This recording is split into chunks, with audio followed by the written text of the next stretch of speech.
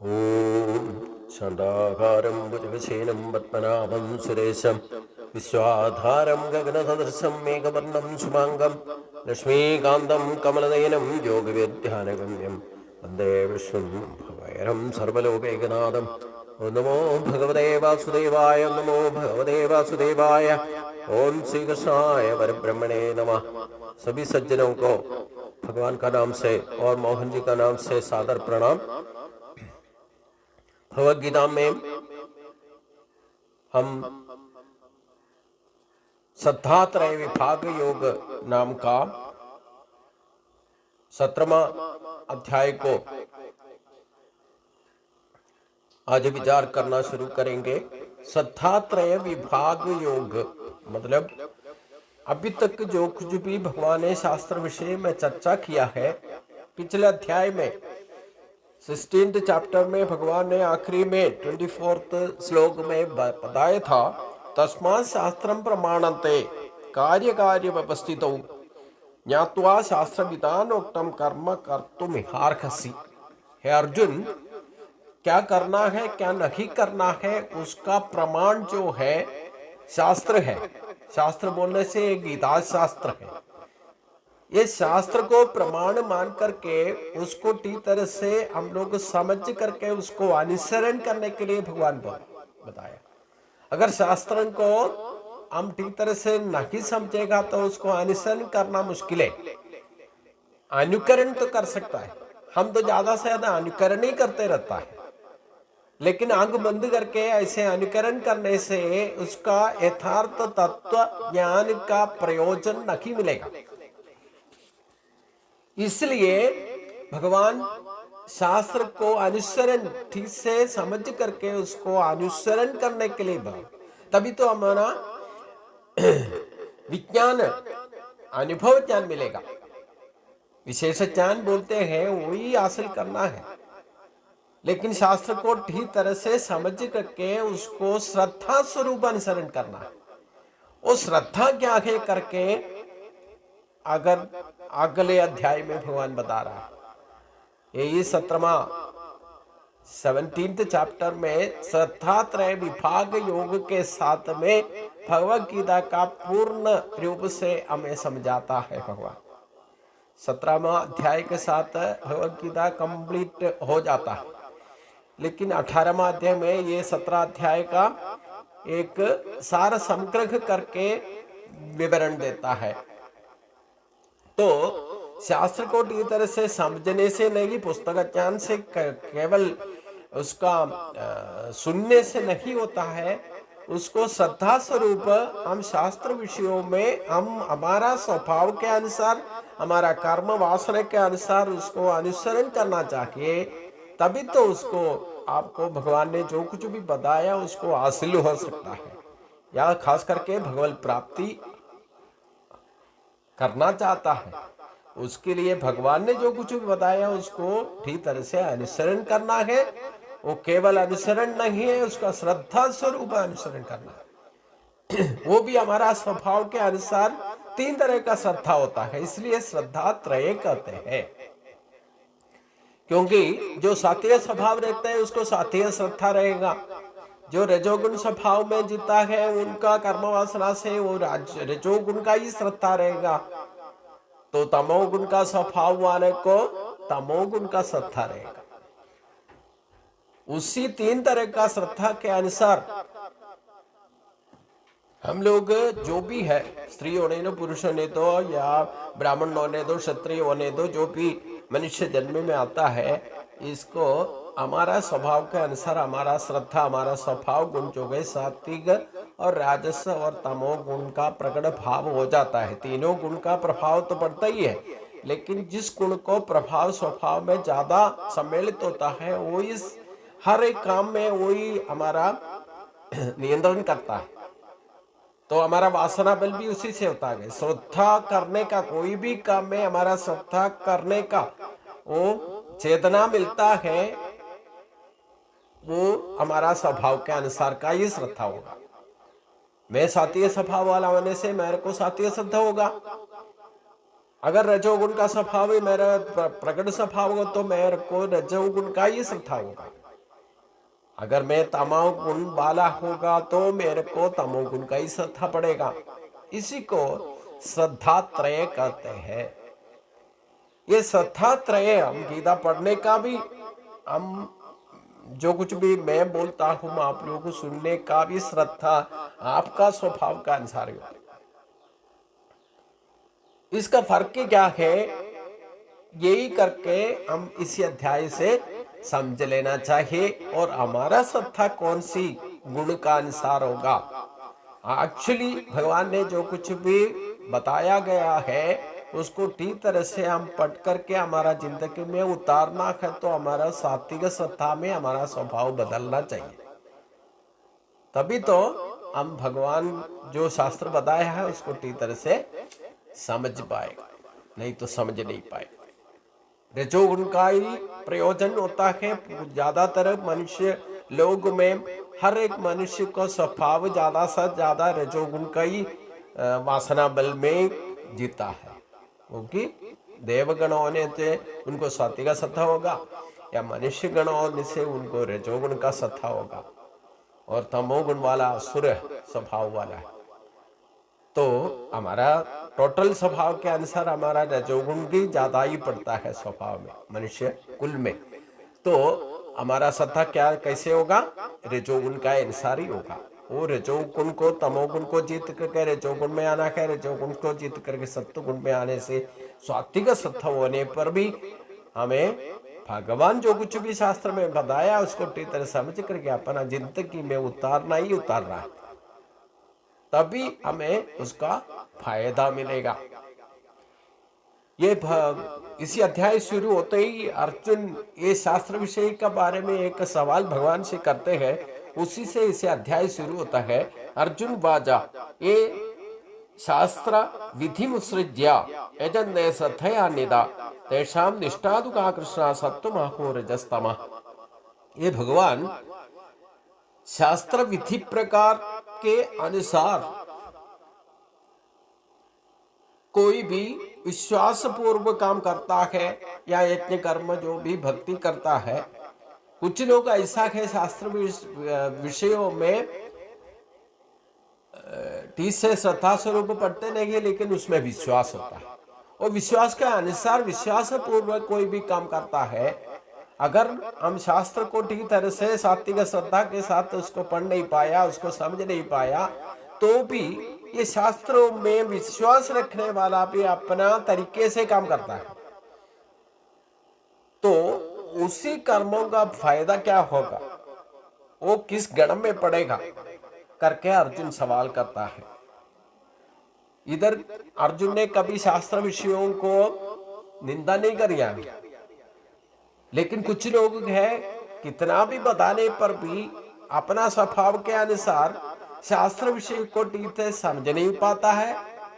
अगर समझ में आता तो भाई अपना विश्वास के अनुसार आपका अनुकरण के तौर पर नहीं करते रहेगा।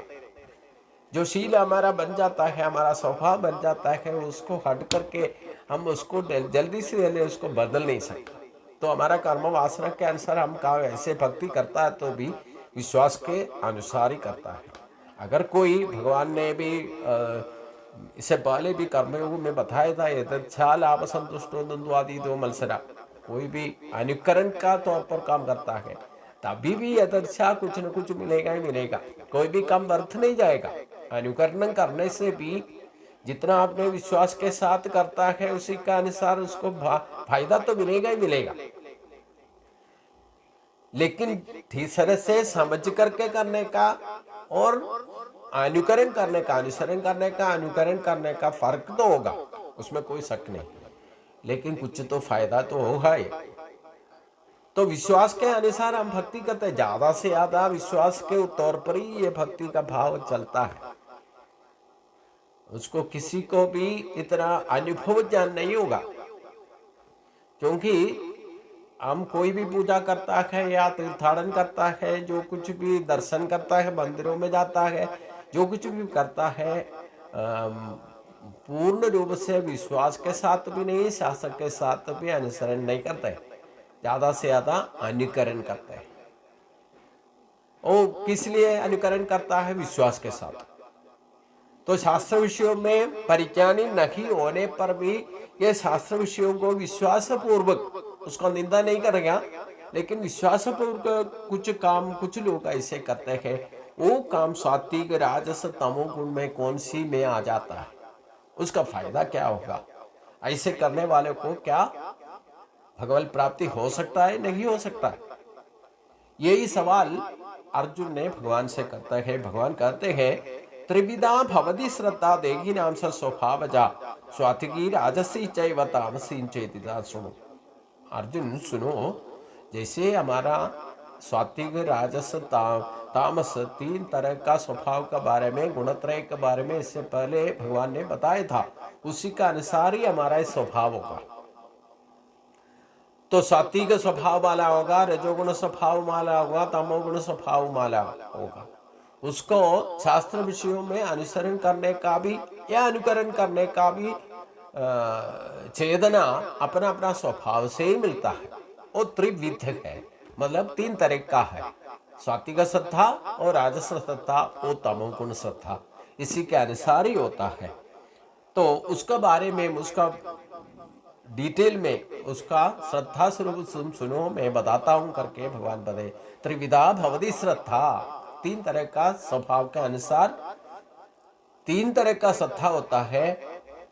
उसी वो देखी के साथ जो भी देखी लेकर के मनुष्य जन्म में शरीर लेकर के जो भी जन्म लिया है, वो प्रकृति के साथ बंधन होने पर प्रकृति गुण के साथ ही बंधन होता है अपना स्वभाव। उसी के अनुसार तीन विध स्वभाव के अनुसार उसको विश्वास करने का भी और उसको अनुसरण करने का भी चेतना होता है। मतलब अपना अपना कर्म वासना, जन्म वासना से वो सात्विक वासना होगा, रजोगुण वासना होगा या तमोगुण वासना होगा। उसके बारे में मैं बताता हूं, श्रद्धा से तुम सुनो। सत्वानुरूप सर्वस्य श्रद्धा भवति भारत, श्रद्धो मयोऽयं पुरुषो यः श्रद्धा सेव स। सत्वानुरूप सर्वस्य श्रद्धा भवति भारत। हे अर्जुन, सभी का श्रद्धा अपना अपना स्वभाव के अनुसार ही, संस्कार के अनुसार ही अनुरूप हो सकता है। मनुष्य पुदुवे, मनुष्य जन्म या मर्त्य जन्म में सभी श्रद्धामयन तो है ही। एक आदमी कौन सी संस्कार में जन्म लिया है, किस स्वभाव से जन्म लिया है, उसी का अनुसार ही उसका श्रद्धा होगा। तो आमतौर पर मनुष्य श्रद्धामयन है, अपना अपना इच्छा के अनुसार जो भी काम करता है, अपना पसंद का काम करता है, अपना विश्वास से काम करता है, तो अपना जन्म वासना उसी के अनुसार ही होगा। वो इच्छा का अनुसार काम करेगा तो वो अपना इच्छा के अनुसार काम करने वाले को उतना ही श्रद्धा से वो करेगा। मतलब कोई भी खाना पीना होने दो, हम कोई भी काम करते हैं, अपना प्रोफेशन करते हैं, अपना ताल्पर्य के अनुसार, अपने इच्छा के अनुसार ही वो काम करेगा तो उसको श्रद्धा पूर्ण रूप से होगा। अगर यांत्रिक तौर पे कोई भी काम बोलेगा, उसको आग्रह ही नहीं वो काम करने का, ही उसको इच्छा ही नहीं है, तो उसी के अनुसार ही उसका श्रद्धा होगा। मतलब यजन्ते स्वातिका देवा निक्षांसि राजसा प्रेदां भूत गुणांसन्ये यजन्ते तमसा जना। सत्व गुण प्रधानന്മാരായിട്ടുള്ള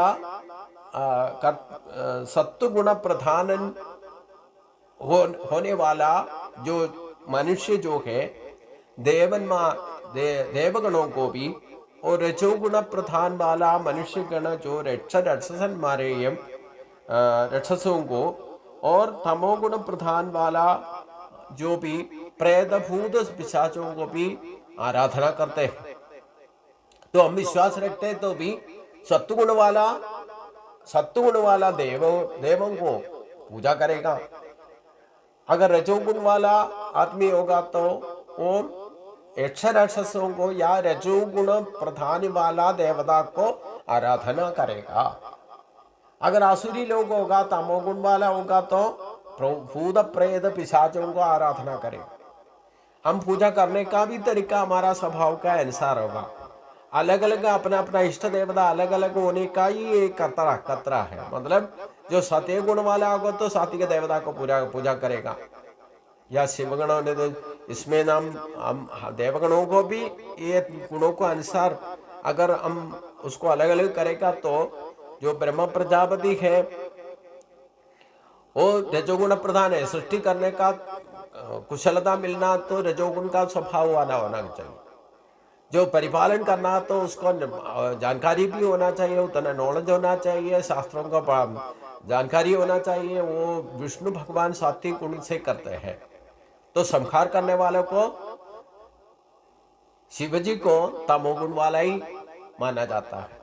वैसे उनका देवता भी जो प्रकृति शक्ति स्त्री रूप में देवता के साथ जो ब्रह्मा प्रजापति के साथ बैठने वाला, जो सृष्टि करने का नॉलेज कर देने वाला सरस्वती का भाव में शक्ति का स्वरूप में उनके साथ में ब्रह्मा जी के साथ में रखता है।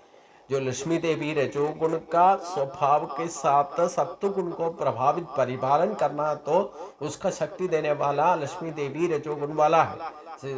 जो कुछ भी धन धान्य को वर्धना करना है तो रजोगुण का प्रभाव से होता है। तो सात्विक को हेल्प करने के लिए रजोगुण वाला देवता है। तो हर एक हरकतें, हर एक काम, हर एक देवता को भी, हर एक सूर्य चंद्र नक्षत्र गोल होने दो या पक्षी मृगादि होने दो, सस्य लतादि होने दो, ये प्रकृति से जन्म लिया जो कुछ भी है प्रकृति का स्वभाव के साथ तो रजोगुण स्वभाव के अनुसार ही प्रकट होगा। अगर मनुष्य को विशेष बुद्धि के अनुसार कोई भी देवता को आराधना करेगा या भक्ति करेगा, पूजा करेगा, अपना अपना स्वभाव के अनुसार अपना अपना इच्छा का इष्ट देवता को भी चुनने का तरीका अपना का स्वभाव के अनुसार ही होगा। वो अनंतर गति भी उसी के हिसाब से होगा। हम किसी देवता को के साथ में अटैच होकर के पूजा करेगा, हम शरीर छोड़ने पर भी उसी के साथ ही में बंधन होगा करते। गुणत्रय के बारे में तो भगवान बताया था, गुणत्रय विभाग योग में जो कुछ भी बताया था उसी के अनुसार ही उनका अनंतर गति भी होगा करके भगवान ने बताया था। इसलिए इसको भी याद रखना, हमारा स्वभाव के अनुसार हम विश्वासी होगा, उसी विश्वास के अनुसार हमारा इष्ट देवता बनेगा।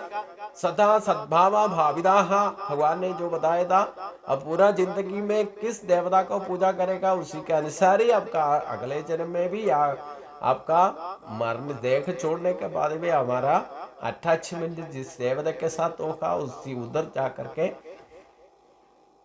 विलय हो सकता है।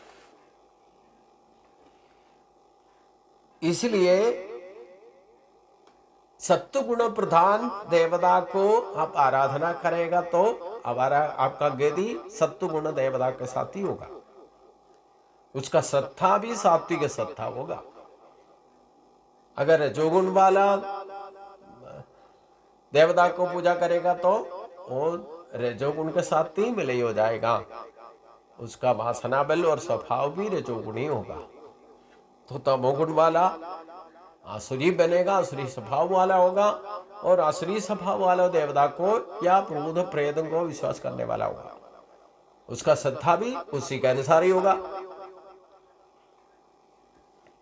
और आगे भगवान कहते हैं अशास्त्र विधम घोर दब्यन्ते ये तपो जना दम्भो अहंकार संविक्त कामराग बलन्निदा कर्षेन्द शरीर संबोध ग्राम मजेदसाम माम चैवांद शरीर समताम विद्यासुर निश्चयन। दंभ अहंकार इसी के साथ जो भी जन्म लिया है, और काम राग बल जो रजोगुण का स्वभाव वासना बल के साथ में शरीर लिया है, वो भूत समूह और इंद्रिय शक्ति को देने वाला अंतर्यामी बन करके बैठा हुआ, वो अपना आत्मशक्ति या मेरे को, मतलब भगवान बता रहा है मेरे को, मेरा शक्ति को भी वो क्लेशित करने वाला होगा। मतलब जो तमोगुण वाला असुरी भाव से वर्तित करने वाला मनुष्य जो है, अपना इच्छा के अनुसार वो भौतिक शक्ति के साथ या भौतिक विषयों भोग सुख के पीछे भागने वाला जो आदमी होगा, मनुष्य होगा, वो तमोगुण से ही अपना श्रद्धा पूरा लगा देगा, किसमें? भौतिक विषयों में लगा देगा। उसी को हासिल करने के लिए अपना आत्मशक्ति को भी दुर्विनियोग करेगा, उसको क्लेशित करेगा। मतलब भगवान का शक्ति को भी दुर्विनियोग करने का खतरा है जो तमोगुण का श्रद्धा रखने वाला या तमोगुण को पूजा करने वाला। मतलब भौतिक विषयों में जो रमित होता है होकर के उसी के पीछे भागदौड़ करते पूरा जिंदगी उसी के पीछे लगाने वाला अपना शक्ति को भी ना ठीक तरह से पहचानने का। हमारा ही जीवन ईश्वर शक्ति का पराशक्ति है, लेकिन उसी को यूटिलाइजेशन जो निरीश्वरवादियों का, ईश्वरवादियों का, युक्तिवादियों का, सभी का बेसिक शक्ति जो है ईश्वर शक्ति है। हमारा जीवन जो बोलते हैं निरीश्वरवादी का जीवन होने दो या ईश्वरवादी का जीवन होने दो, युक्तिवादी का जीवन होने दो या आसुरी भाव करने वाला का भी या युक्तिवादी होने वाला को, उसका जीवन शक्ति तो एक ही है।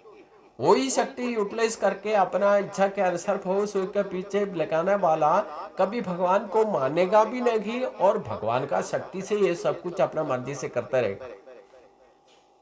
मतलब जीव शक्ति को भी क्लेशित करेगा बोलता है, क्योंकि उसको यथार्थ शक्ति क्या कह करके जानकारी नहीं होने का कारण क्या है? अपना विकार, विचार, अहंकार और दंभ, दर्प, अपना बल, अपना कामराग, मतलब जो विकारों में हमारा भौतिक सुख, भोग सुख के पीछे जो भागते रखने वाला को कभी ये आत्मा बोध नहीं होगा, सेल्फ अवेयरनेस नहीं होगा।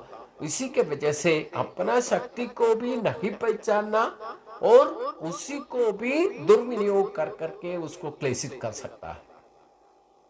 भगवान का कितना स्पष्ट रूप से हमें समझाने का कोशिश कर रहे हैं।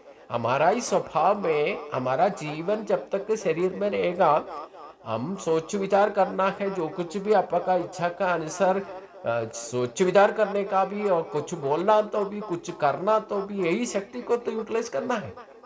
हमारा शरीर में जीवन नहीं होने थे हम कुछ भी नहीं कर सकता, एक सेकंड भी नहीं चल नहीं सकता, श्वास भी नहीं ले सकता।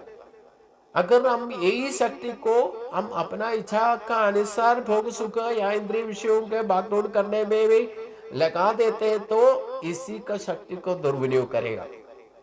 हमारा शरीर भी भगवान का वरदान है, लेकिन उसी को भी ठीक तरह से हम रक्षण नहीं करेगा। इसका शरीर को भी आपको सोच विचार करेगा, उसका रक्षण नहीं करेगा, उसी को भी दुर्विनियोग कर सकता है।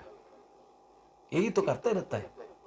इसलिए हम प्रारब्धों से, हमारे दुखों से हमेशा परेशान रहते हैं। हमारा आगे पीछे देखो, जितना भी एक दिन का वर्तमान पत्र भी आप पढ़ने से उसमें पूरा नेगेटिव न्यूज आने का यही आसुरी भाव का खतरा है। हमें सब कुछ भगवान ने दिया है, लेकिन उसको ठीक तरह से यूटिलाइज करता है, यूटिलाइज नहीं करता और उसका दुर्विनियोग भी करता है। इसी के वजह से पूरा दुनिया में सब परेशान है, पूरा दिन में दुखी रहता है। इतना पूजा पाठ करने वाला भी, तंत्री मंत्री पुजारी होने दो, उनको भी दुखों की वजह से जिंदगी पूरा परेशान है। क्यों? भगवान का शक्ति को ठीक तरह से क्या कह करके समझ नहीं पाता है और उसके अलावा उसको दुर्विनियोग करेगा। अपना भोग सुख के पीछे इंद्रिय विषयों में भागदौड़ करके हमारा शरीर को भी, हमारा शरीर के अंदर वर्ती को अंतर्यामी का तौर पर वर्त करने वाला ईश्वर को भी ठीक तरह से पहचान का भी नहीं, उसको दुर्विनियोग करेगा। ये हम सोच विचार करना चाहिए। जो हम सेल्फ अवेयरनेस बोले से हमारा ही आत्म संरक्षण, हमारा शक्ति को पहले पहचानना है, उसको हमारा सोच विचार, हमारा बोली, हमारा चाल चलन में उसका शक्ति का ही प्रयोग करने के लिए भगवान कहते हैं। तो उनको तुम कभी दुखी होने का जरूरत ही नहीं है। ना सोचित मरकसी भगवान दूसरा अध्याय में बार बार बोलने का यही तरीका है।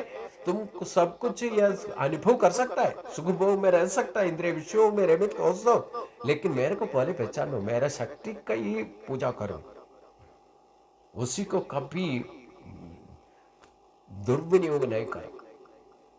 हमारा परेशानी का एक ही कारण है, ईश्वर शक्ति हमारा अंतर्यामी बनकर के हमारा ही अंदर ही है, लेकिन उसको दुर्विनियोग करते हैं। इसी में आपका श्रद्धा विकलित होता है। इसलिए आगे भगवान कहते हैं, क्या कहते हैं, हम सबसे पहले क्या करना चाहिए, क्या नहीं, किसी में श्रद्धा रखना है, क्योंकि हमारा स्वभाव ही सब कुछ ये कारण है। इसलिए स्वभाव का शुद्धि करने के लिए आहार विहार में हम श्रद्धा रखना करके भगवान कहते हैं। आगे आहार विहार के बारे में भगवान चर्चा करेगा, वो अगले दिन हम सोचेंगे। सभी को नमस्कार।